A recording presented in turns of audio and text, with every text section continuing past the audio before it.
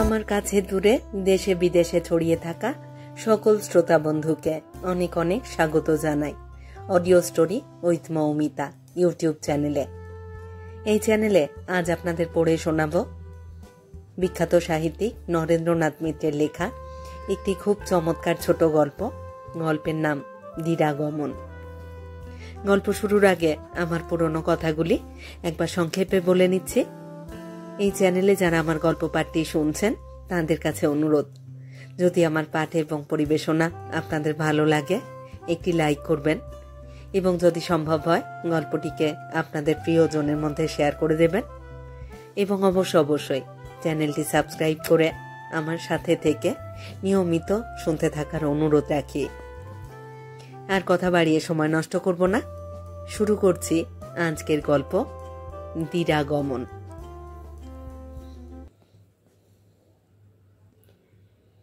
বছর 7 আগে পূর্ববঙ্গের একটি মহকুমা শহরে ঘটনাটা প্রত্যক্ষ করেছিলাম। ঘটনা না বলে তাকে দৃশ্য বলাই ভালো, কেননা কোনো প্রসঙ্গে সেই ঘটনার কথা মনে হলে আজও ছবির মতো তা আমার চোখের সামনে ভেসে ওঠে। কি একটা ছুটি উপলক্ষে সেই শহরে বন্ধুর বাড়িতে বেড়াতে গিয়েছিলাম।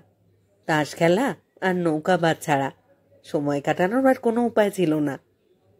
বন্ধুটির আবার তাসের উপরই আসক্তি বেশি।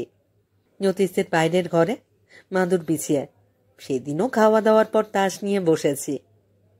বাইরে থেকে কে ডাকলো, জ্যোতিষবাবু আছেন? তাস ফেলে যেভাবে মুখানা বিকৃত করে জ্যোতিষ ঘর থেকে বারান্দায় নামলো, তাতে আমরা না হেসে উঠে পারলাম না।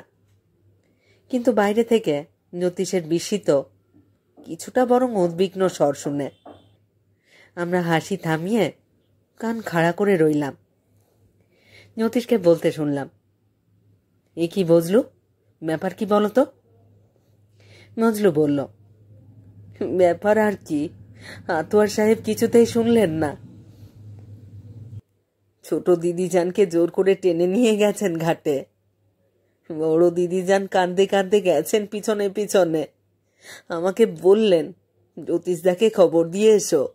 জ্যোতিষ কিছুটা হতাশা সুরে বলল, আমি গিয়েই বা কি করব? পর মুহূর্তে জ্যোতিষ ঘরে এসে আমার দিকে তাকিয়ে বলল, খেলাটা খানিক্ষণ বন্ধ রাখতে হচ্ছে প্রশান্ত, একটু কাজে যাচ্ছি। তারপর অন্য দুজন সঙ্গীর দিকে তাকিয়ে বলল, শুনলাম চৌধুরী সাহেবের ছোট মেয়েকে নাকি তার স্বামী জোর করে নিয়ে যাচ্ছে। চলো না, কিছু করা যায় কিনা দেখি। কিন্তু সঙ্গীরা মাথা নাড়ল। দরকার নেই ভাই, ওসব হাঙ্গামা হুজুর সহ্য হবে না। আমি বললাম, আমি যদি আসি তোমার কোনো আপত্তি নেই তো জ্যোতিষ? জ্যোতিষ বলল, না না, আপত্তির কি আছে, এসো। জ্যোতিষের পিছনে পিছনে মিনিট 10 খেঁটে খালের ধারে এসে পৌঁছলাম। বজলু আগে আগে পথ দেখিয়ে নিল।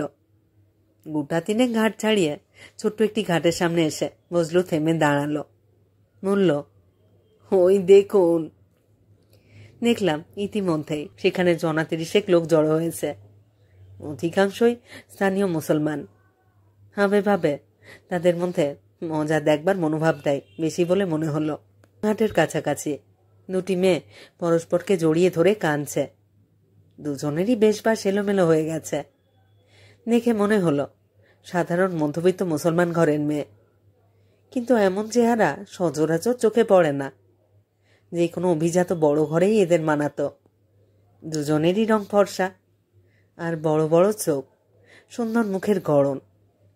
বড়টির বয়স 21-22, ছোটটি 18-19। চেহারার সাদৃশ্য এত বেশি যে দেখেই বোঝা যায় 2টি বোন, বলে দিতে হয় না। ছোট মেয়েটি বড় বোনের কাঁধে মুখ রেখে ফুঁপিয়ে ফুঁপিয়ে কাঁদছিল, আর তার দিদির চোখেও জল টলটল করছিল। জ্যোতিষ কাছে গিয়ে বলল, কি হয়েছে কুসুম? বড় মেয়েটি একটু যেন চমকে উঠল।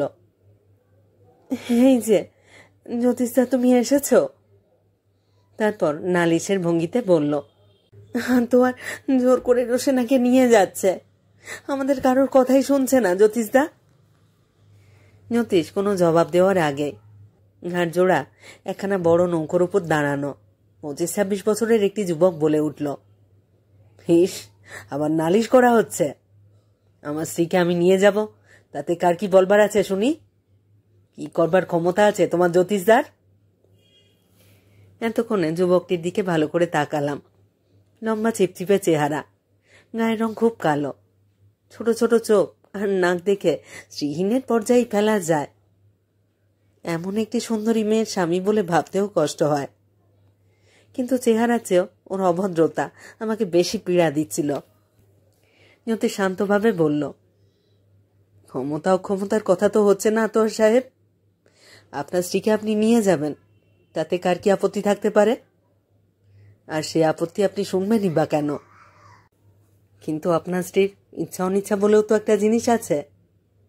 এখন যদি না যেতে চায়, বেশ তো, না হয় 2 দিন পরেই নেবেন। লোকটি বিরক্ত হয়ে বলল, আপনার ওকালতি আমি শুনতে চাই না জ্যোতিষবাবু। যত সব চোরের সাক্ষী গাঁট কাটা, সবাইকেই আমি চিনি। তারপর স্ত্রীর দিকে তাকিয়ে হুকুম করল, ভালো চাও তো এখনো নৌকায় উঠে এসো রোশেনা। এটা ঠিক যেন এখানে কেউ তোমাকে ধরে রাখতে পারবে না। খালি নৌকা আমি ফিরিয়ে নিয়ে যাব না। রোশেনা জল ভরা চোখে দিদির দিকে তাকিয়ে বলল, দিদি, ওকে বলে দাও না আমি যাব না, আমি যাব না কিছুতেই। আতোয়ারের আর ধৈর্য রইল না, নৌকো থেকে এক লাফে ডাঙায় নামলো। তারপর রোশেনের একটি হাত ধরে হ্যাঁচকা টান দিয়ে ছাড়িয়ে আনলো দিদির কোল থেকে।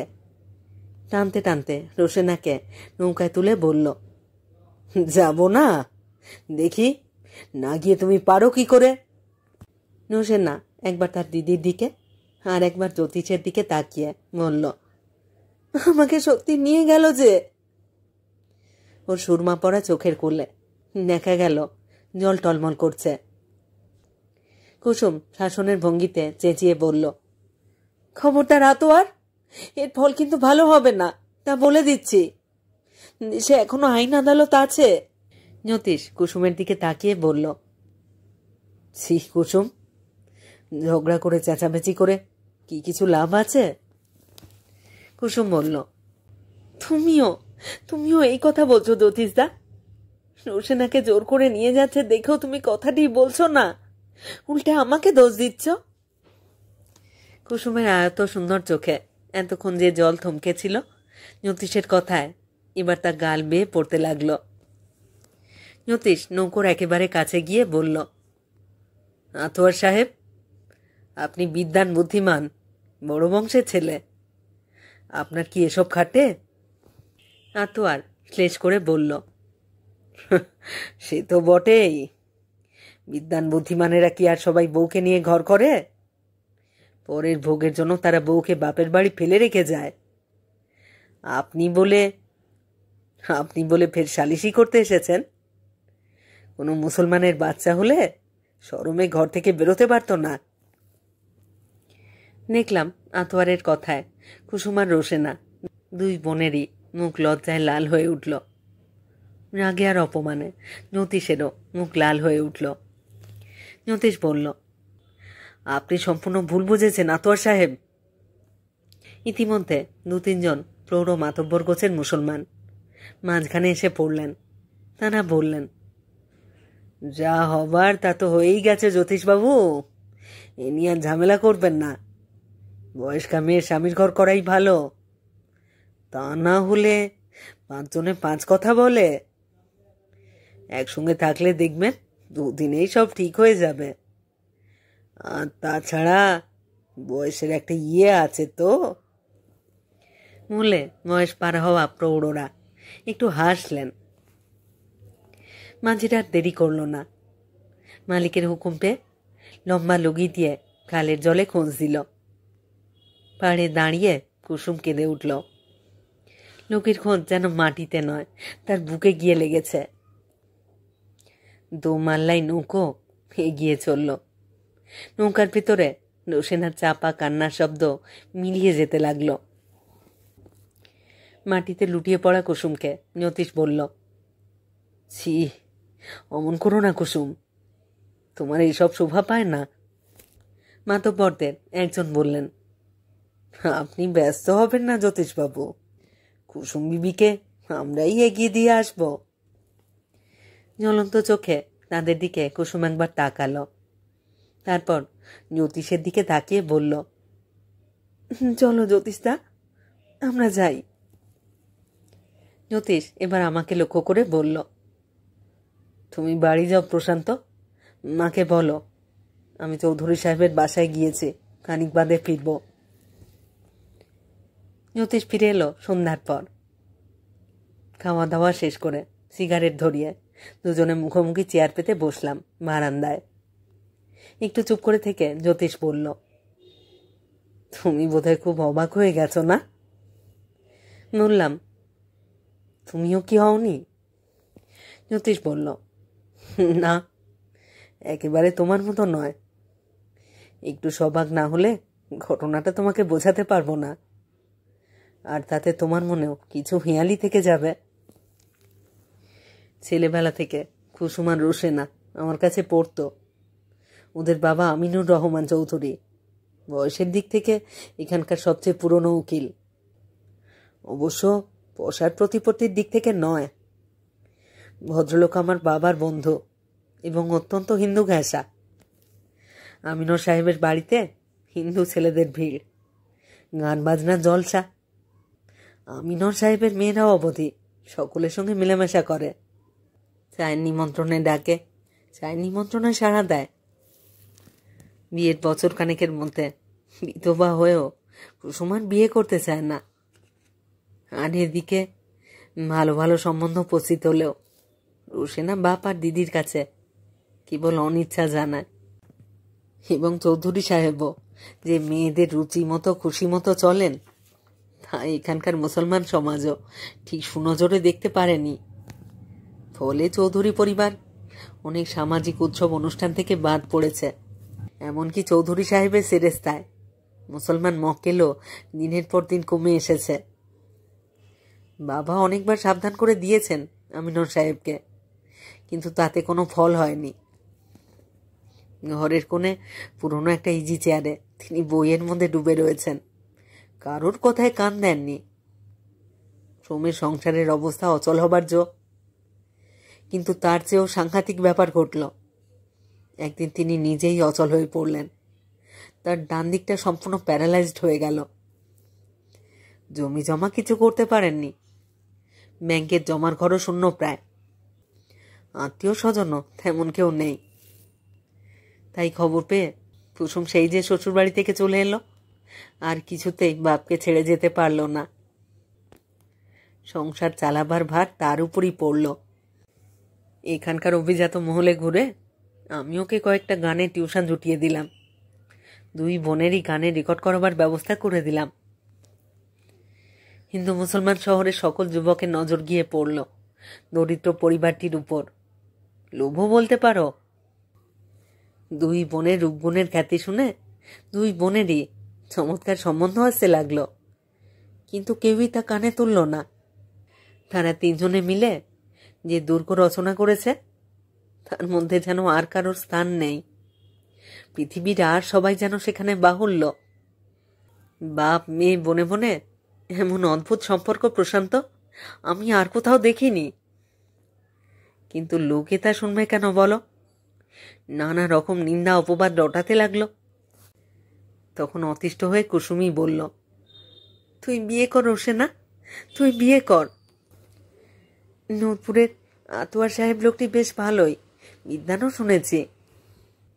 আতোয়ার নূরপুর হাই স্কুলের হেডমাস্টার। রোশেনা হেসে বলল, হ্যাঁ, তো যদি পছন্দ হয়ে থাকে তুমি করো দিদি। কুসুম বললে, ধুর, আমার হাতে পড়লে বেচারা অকালে প্রাণ হারাবে।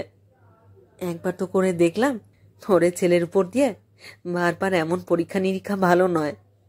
তোকেই বিয়ে করতে হবে রোশেনা। শেষ কথাটায় কুসুমের একটু আদেশের সুরেই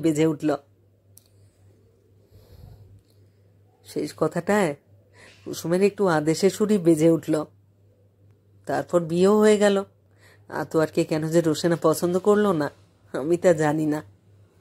এইটুকু জানি, আর যাই হোক, তার প্রণয় ভাজন এই অভাজন নয়। কুসুম সম্বন্ধেও সেই কথাই। ইনিয়ে বিনিয়ে পায়ে পড়েই কাঁদো আর জোর করে ছিনিয়েই নাও। সবাই এর হৃদয় যে সকলের সামনে খোলে না, এই কথাটা আতোয়ার বুঝতেও পারেনি, বিশ্বাসও করেনি। কিন্তু প্রশান্ত, ছোট বোন শ্বশুর বাড়িতে গেলেও যে দিদির মনে এরকম নিত্যশোক উপস্থিত হয়, তা আজ আমি এই প্রথম দেখলাম। বাড়িতে গিয়েও জানো, ফুঁপিয়ে ফুঁপিয়ে কুসুমের সে কি কান্না। তুমি কেন ছেড়ে দিলে জ্যোতিষদা? তুমি কেন বাধা দিলে না জ্যোতিষদা? যত বলি আতোয়ার শিক্ষিত ভদ্ররুচির ছেলে, রোশেনাকে এতদিন পায়নি বলে সে এমন হিংস্র নির্মম হয়ে উঠেছে। কুসুম ততই খেপে যায়, বলে, ছাই চিনেছ তুমি, ছাই চিনেছ তুমি জ্যোতিষদা। ও একটা পশু, একটা জানোয়ার। ও না করতে পারে এমন কাজ নেই। কোনো মেয়ে ওকে কোনোদিন ভালোবাসতে পারবে না জ্যোতিষদা। এরপর আমার আর কি বলবার থাকতে পারে? তার সেই রাগ, সেই কান্নার দিকে তাকিয়ে আমাকেও চুপ করে থাকতে হলো প্রশান্ত। তুমি হলেও কোনো কথা খুঁজে পেতে না। এই ঘটনার বছর 3 বাদে আরও একবার সেই শহরে আমাকে যেতে হয়েছিল। উপলক্ষ ছিল জ্যোতিষের ছেলের অন্নপ্রাশন। অফিস থেকে ছুটি পাওয়ার কষ্ট, কিন্তু জ্যোতিষ আর তার মা বাবার অনুরোধ এড়াতে পারলাম না। শহরের গণ্যমান্যদের মধ্যে অনেকেই নিমন্ত্রিত হয়েছেন দেখলাম। জ্যোতিষের স্বজন বন্ধুরা অনেকে এসেছেন। মাছ মাংস পোলাওয়ের মধ্যাহ্নক্রিয়া শেষ করে একে একে সবাই বিদায় নিলেন। জ্যোতিষকে বললাম, রাত্রেও তোমার গেস্ট আছে নাকি জ্যোতিষ? জ্যোতিষ বলল, আছে, 2-4 জন খ্রিস্টিয়ান আর মুসলমান বন্ধুবান্ধব আসবেন। অফিসার মহল থেকেও 2-4 জনের আসবার কথা আছে। রাত্রের নিমন্ত্রিতদের মধ্যে আতোয়ার আর সেই 2 বোনের একজনকে দেখে অবাক হয়ে গেলাম। অবাক তাদের উপস্থিতিতে হয়নি, হয়েছি তাদের চোখে মুখের প্রসন্নতায়, চলাফেরার মধ্যে অন্তরঙ্গ ভাব লক্ষ্য করে। সেদিন প্রৌঢ় মাতব্বরেরা তাহলে ঠিক কথাই বলেছিলেন। অবশ্য জ্যোতিষের বাড়িতে আতোয়ার এসেছে বলে একটু বিস্মিত হয়েছিলাম, এই কথা অস্বীকার করব না। জ্যোতিষ স্মিত মুখে আমাদের পরিচয় করিয়ে দিল। আমার সংক্ষিপ্ত পরিচয় শেষ করে জ্যোতিষ বলল, ইনি মিসেস কুসুম কাজী, আমার ভূতপূর্বা ছাত্রী, আর ইনি ওর স্বামী আতোয়ার সাহেব। কুসুমের স্বামী আতোয়ার? জ্যোতিষ ভুল বলল নাকি আমি ভুল শুনলাম? হঠাৎ ঠিক করে উঠতে পারলাম না।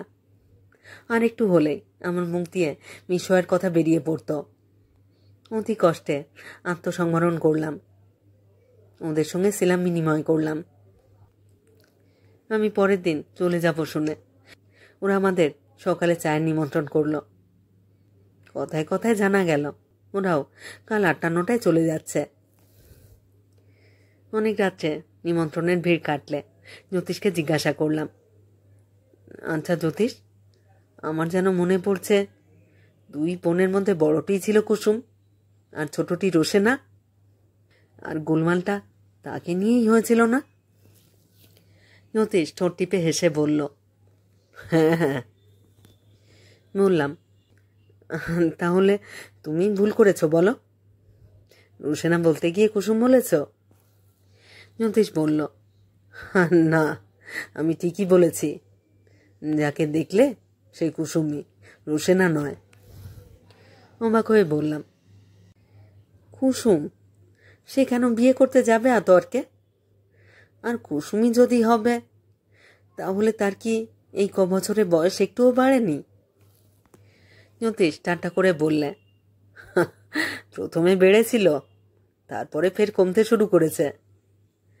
তাছাড়া ও বোধহয় শুধু আর কুসুম নয়, ওর মধ্যে রোশেনাও আছে। আমি বললাম, হেয়ালি ডাকো জ্যোতিষ। কেন, আসল রোশেনার কি হলো? জ্যোতিষ সিগারেট ধরিয়ে বলল, মারাত্মক কিছু হয়নি, মারাত্মক কিছু হয়নি প্রশান্ত। আতোয়ার তালাক দেওয়ার পর বছরখানেকের মধ্যেই তার আবার বিয়ে হয়েছে।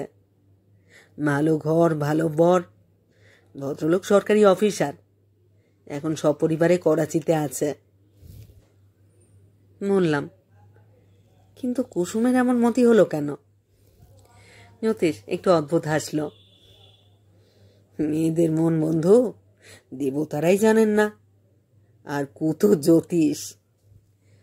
তবু আমাকে ইশারায় কুসুম যতটুকু জানিয়েছে ততটুকু তুমিও শোনো। মাতব্বরদের বচন সেবারে সার্থক হয়নি। রোশেনা সেবার শ্বশুরবাড়ি যাওয়ার পর 2-3 মাস কাটতে না কাটতে স্বামী স্ত্রীর ভিতরকার নানা রকম অশান্তি আর অবনিবনার খবর আসতে লাগলো। এর আগেও রোশেনা 2-1 বার স্বামীর ঘরে গিয়েছে, কিন্তু মনোমালিন্যটা কোনোবার এমন চরমে কি ওঠেনি। মতান্তর কেবল আর মনে বাক্যেই নয়, আতোয়ারের হাতেও নাকি মাঝে মাঝে চলেছে। তাই দুজনেই অতিষ্ঠ হয়ে উঠল। তালাক দিতে আতোয়ারই এগিয়ে এলো। ছাড়াছাড়ির ব্যাপারে দুপক্ষের মিল হওয়ার মামলা মোকদ্দমার আর দরকার ছিল না। রোশেনা ফিরে এলো কুসুমের কাছে, কিন্তু আগের মতো সেই দিদি সর্বস্ব তার নেই। মাঝে মাঝে কেমন যেন অন্যমনস্ক হয়ে ওঠে রোশেনা। ঘরের নির্জন কোণে গিয়ে আশ্রয় নেয়। মাঝে মাঝে অন্যরকম মেজাজও দেখা দেয়। দেখা যায় পুরুষ বন্ধুদের সঙ্গে খুব হইহল্লা করছে। তাই কুসুমকে চিন্তিত হতে দেখা গেল। আমি বললাম, ওর আবার বিয়ে দাও কুসুম। আমিনুর সাহেবেরও সেই মত ছিল, আর সম্বন্ধ ইতিমধ্যেই আসতে শুরু করেছিল। অপপ্রচারের ফলে প্রশান্ত কিছু অখ্যাতি অপবাদ এদের থাকলেও 2 বোনেরই শিক্ষা সংস্কৃতির রূপলাবণ্য সেই অপবাদকে ছাড়িয়ে গিয়েছিল। 2-1টা সম্বন্ধ নাকচ করা হলো। তারপর এলেন সেই অফিসার। বেশ সুদর্শন চেহারা, মিষ্টি কথাবার্তা, চোখে মুখে বুদ্ধির চাপ। দেখে রোশেনা খুশি হলো। কুসুমও। আনাগোনা খোঁজ খবরের মধ্যে আরো 2 মাস কাটল। তারপর তার সঙ্গে রোশেনার বিয়ে হয়ে গেল।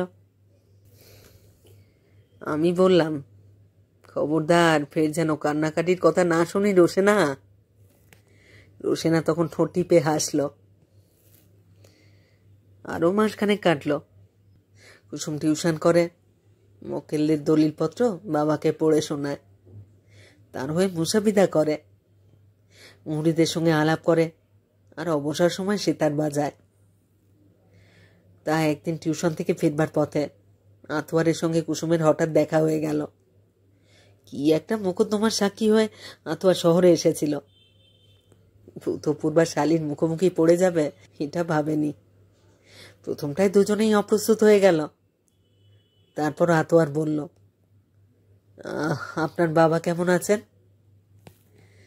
কুসুম লক্ষ্য করল আতোয়ারের চেহারা ভারী খারাপ হয়ে গেছে।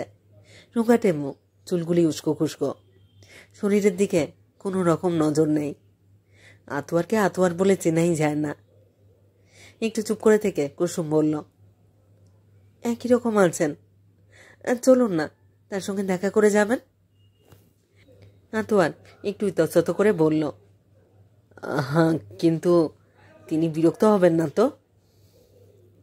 এই কি আতোয়ারের গলা, আতোয়ারের ব্যবহার!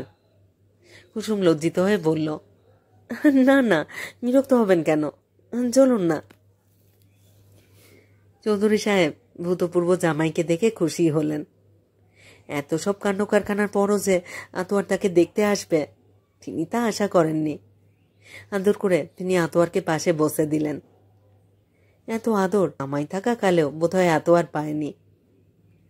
চৌধুরী সাহেবের আজ আর কোনো ক্ষোভ নেই, কোনো বিদ্বেষ নেই, কারণ পরের বারের বিয়েতে রোশেনা সুখী হয়েছে।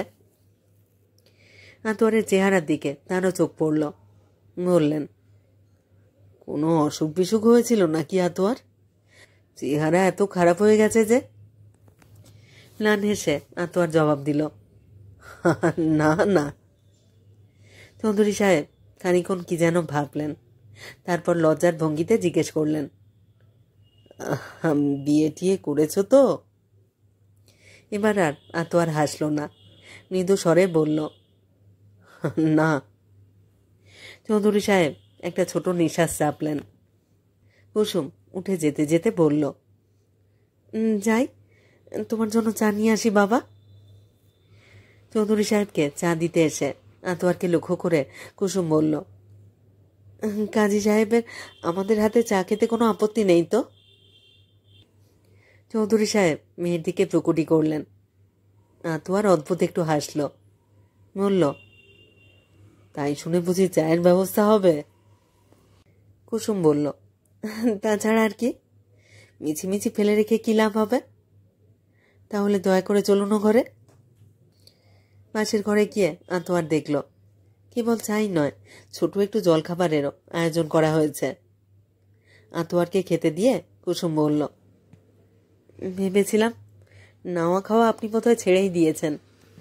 এক টুকরো মিষ্টি ভেঙে মুখে দিতে দিতে আতোয়ার বলল, কেন?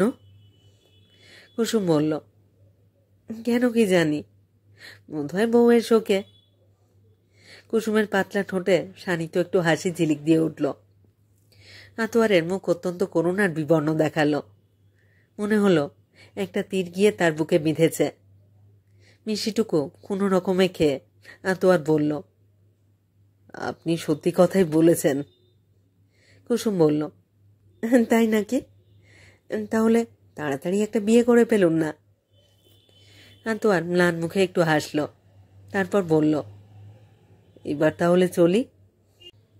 কুসুম বলল, কোথায় উঠেছেন এখানে? আতোয়ার বলল, একটা হোটেলে। কুসুম বলল, হোটেলের চেয়ে এই জায়গাটা কি এতই খারাপ যে এত তাড়াহুড়ো করছেন? যে জবাবটা আতোয়ারের মুখে এসেছিল সেটা বেরোতে বেরোতে আটকে গেল। সে রাত্রে কুসুম আর চৌধুরী সাহেব তাকে ছাড়লেন না। কুসুম নিজে হাতে রান্না করে আতোয়ারকে কাছে বসিয়ে খাওয়ালো। আজ তারও মনে কোনো ক্ষোভ নেই। আতোয়ারের কাছে তাদের আর আশা করবার কিছু নেই, দুঃখ করবারও আর ভয় নেই। বোধহয় সেই জন্যই সৌজন্য আর শিষ্টাচার জামাই আদরকেও ছাড়িয়ে গেল। খাওয়া দাওয়া শেষ হলে আতোয়ারের জন্য কুসুম বিছানা পাতল। সৌজন্যের যেন কোনো ত্রুটি না হয়, বরং বাহুল্য ভালো, যত বেশি লজ্জা দেওয়া যায়। মাটায় করে পান নিয়ে এসে আতোয়ারের বিছানার পাশে দাঁড়ালো কুসুম। আতোয়ার এতটা আশা করেনি, আশা না বলে আশঙ্কা বলা যায়।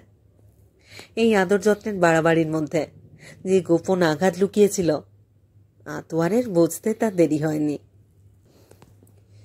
খানিক্ষণ চুপ করে থেকে আতোয়ার বলল, যত্নটা রুশেনাও জানতো? কুসুম বলল, তার মানে? আতোয়ার মুখ ফিরিয়ে বলল, মানে আবার কি? রুশেনার কথা উঠে পড়ায় কুসুম যেন একটু লজ্জা পেল। মৃদু কণ্ঠে বলল, আপনি তাকে এখনো ভুলতে পারেননি না? আতোয়ার বলল, ভোলা কি এত সহজ? কুসুম বলল, কি ভুলতে পারেননি? তার জ্বালা? আতোয়ার কোনো জবাব দিল না। রুশেনার জন্য মনে মনে অদ্ভুত এক ধরনের আনন্দ আর গর্ব বোধ করল কুসুম। ত্যাগ করেও আতোয়ার যে তাকে ভুলতে পারেনি, বরং নতুন করে তার মূল্য বোধ করতে শুরু করেছে, এতে কুসুমদেরই জয়। রুশেনার যাতে সুখ, যাতে আনন্দ, যাতে অহংকার, তা তো কেবল রুশেনারই নয়, তাতে কুসুমেরও অংশ আছে। যে আচার আচরণের শিক্ষায় দীক্ষায় রুশেনা যে তাকেই অনুসরণ করেছে, এমনকি সাজসজ্জাটি পর্যন্ত কুসুমের কাছ থেকে শিখেছিল রুশেনা। কিছুক্ষণ চুপ করে থেকে কুসুম বলল, তার কথা থাক কাজী সাহেব, এখন সে পরস্ত্রী। আতোয়ার যেন চমকে উঠল। রুশেনা পরস্ত্রী, এটা যেন নতুন করে অনুভব করল, যেন নতুন করে তীর এসে বুকে বিঁধল। একটু পরে কুণ্ঠিত ভঙ্গিতে আতোয়ার বলল, আমাকে মাফ করবেন কুসুম বিবি। কুসুম অপ্রতিভ হয়ে বলল, না না, মাফ করবার কি আছে, কিন্তু আপনি তাকে এত ভালোবাসতেন। আতোয়ার বলল, সেই কথা কাউকে বোঝাতে পারিনি, এই দুঃখটাই রয়ে গেল। নিজেও কি এমন করে সেদিন বুঝেছিলাম, বুঝতে পেরেছিলাম? কুসুম কোনো জবাব দিল না, কিন্তু আতোয়ারের কথার সুর তার মনের মধ্যে কেমন এক বেদনার সৃষ্টি করল। অথচ দুঃখের তো কোনো কারণই নেই। রোশেনা তো আজ সম্পূর্ণ সুখী হয়েছে। আতোয়ার চলে যাওয়ার সময় চৌধুরী সাহেব বললেন, আর একদিন এসো বাবা, আর একদিন এসো। আতোয়ারের মনে হলো কেবল মৌখিক ভদ্রতা নয়, ওর মধ্যে কোথায় যেন মনের স্পর্শ রয়েছে। কুসুম মুখে কিছু বলল না, বোধহয় বলতে বাধল বলেই। কিছুদিন বাদে আতোয়ার হঠাৎ আর একদিন এলো। কুসুম বলল, তবু ভালো, আমরা ভাবলাম বুঝিবা ভুলেই গেলেন। যেখানে ভুলে যাওয়াই স্বাভাবিক, ভুলে যাওয়াই দুপক্ষের কাম্য, সেখানে এই অভিযোগটা নিতান্তই লৌকিক। তবু কুসুমের বলার ধরনে কথাটা সেরকম শোনালো না। ও কথার কোনো জবাব না দিয়ে বলল, আমাকে দেখে খুবই অবাক হয়েছেন বোধহয়। কুসুম বলল, না না, অবাক হব কেন? শোবার সময় কুসুমের বাটা থেকে একটা পান তুলে নিয়ে আতোয়ার বলল, কিছু যদি মনে না করেন একটা কথা বলি। কুসুম বলল, বলুন না। আতোয়ার বলল, কি বলেই পান দেওয়াই তো নয়, চলাফেরা কথাবার্তায় আপনারা দুবোন একেবারে একরকম। চেহারার মিল তো সকলেরই চোখে পড়ে, সে কথা বাদ দিচ্ছি, কিন্তু আপনাদের স্বভাবেরও খুব মিল আছে। কুসুম লজ্জিত হয়ে চোখ ফিরিয়ে নিল, বলল, এসব তুলে লাভ কি আর? আতোয়ার বলল, কিছু একটা আছে, এখানে এলে মনে হয় তাকে একেবারে হারাইনি আমি। কুসুমের বুকের ভিতরটা থর থর করে কেঁপে উঠল। আসা যাওয়ার সময়ের ব্যবধানটাও আরো কমতে লাগলো। আতোয়ার না এলে কুসুম তাকে নিমন্ত্রণ করে পাঠায়। আলাপটা প্রথমে রোশেনাকে দিয়েই আরম্ভ হয়। কুসুম তার কখানা চিঠি পেয়েছে, নতুন জায়গায় গিয়ে তারা কেমন আছে, কিরকম সমাজের সঙ্গে তাদের মেলামেশা, তাদের ঘরকন্যার খুঁটিনাটি সব কুসুম আতোয়ারকে শোনায়।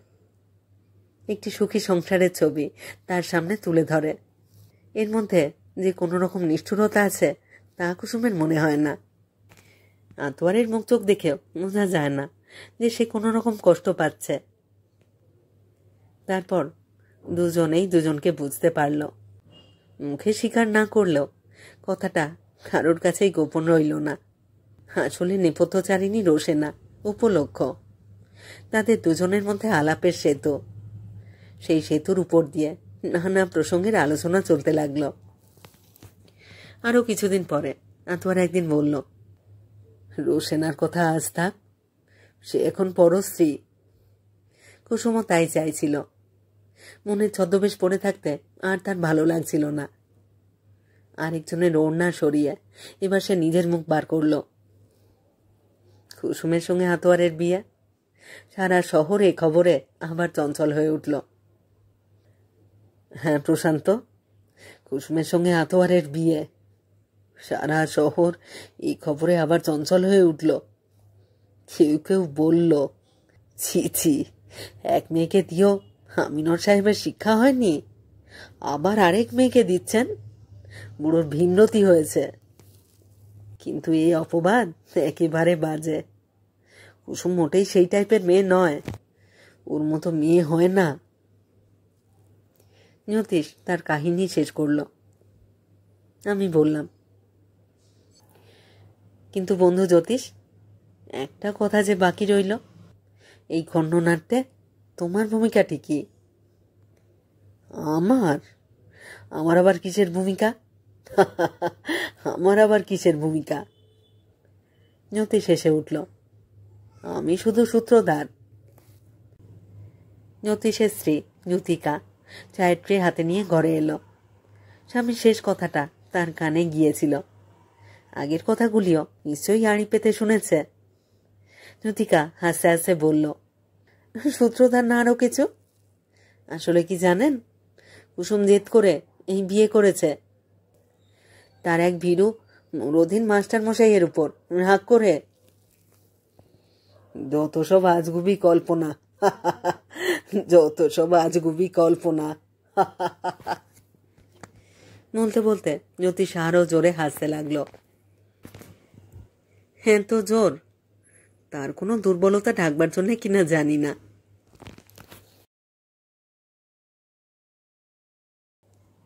শেষ হলো আজকের গল্প, নরেন্দ্রনাথ মিত্রের লেখা ছোট গল্প নিরাগমন।